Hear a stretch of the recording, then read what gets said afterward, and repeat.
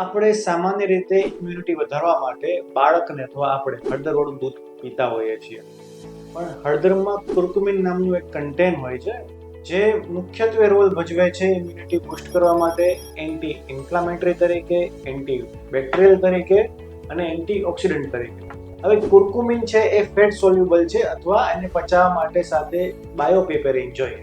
એટલે આપણે જનરલી પહેલા જે દૂધ પીતા દૂધમાં મલાઈ રાખતા એટલે એમાં ફેટ હતી સાથે. હવે આપણી ટેવ છે કે આપણે દૂધમાંથી મલાઈ કાઢી નાખીએ છીએ, તો આપણે દૂધમાં ફેટ નથી મળતું. કાં તો તમે હળદરવાળા દૂધમાં ઘી નાખી શકો છો અથવા તમે મરી નાખી શકો છો, કેમ કે મરીમાં બાયોપેપરિન હોય છે.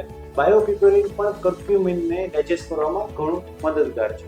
એટલે જો તમે દૂધ પીવો છો હળદરવાળું તો એમાં ઘી અથવા મરી નાખી શકો છો, અથવા હળદરવાળું પાણી પીવો છો તો તેમાં પણ તમે મરી નાખીને કુર્ક્યુમિનનું ઓબ્ઝર્શન શરીરમાં વધારી શકો છો. તો હવેથી માત્ર હળદરવાળું દૂધ નહીં, સાથે મરી અથવા ઘીનો ઉપયોગ કરો અને હળદરનો સંપૂર્ણ સ્વાસ્થ્ય લાભ લો.